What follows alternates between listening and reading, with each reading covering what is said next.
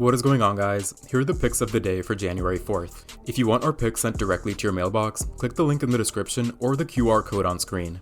Chances are we won't release a video every single day, so on those days, you'll want to make sure you're signed up so you don't miss anything, but let's get into it. Let's start with Game 1, Georgia State and Southern Miss. After looking through their recent performances, Georgia State seems to be the team to back here. They've absolutely been on fire lately, consistently averaging almost 80 points per game, and their shooting accuracy is notably better than Southern Miss. Even though both teams have a similar win-loss record, Georgia State's offensive efficiency stands out. When you look at the bigger picture, Georgia State is most likely the team to score more points tonight.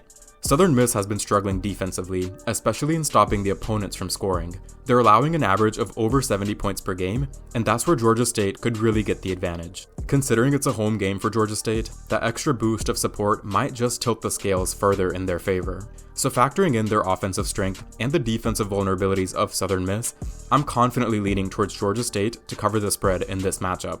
Also, real quick, if you haven't already, make sure you hit that subscribe button. It won't cost you anything, but it does help us out.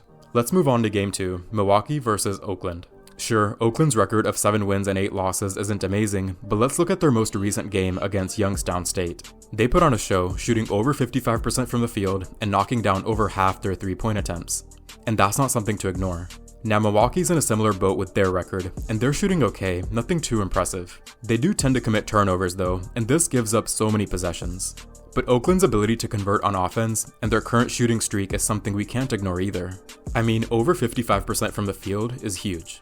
So when you consider these aspects, especially with Oakland's shooting and Milwaukee's turnovers, it makes a great argument for Oakland to cover this spread tonight. And that's my pick for game number 2.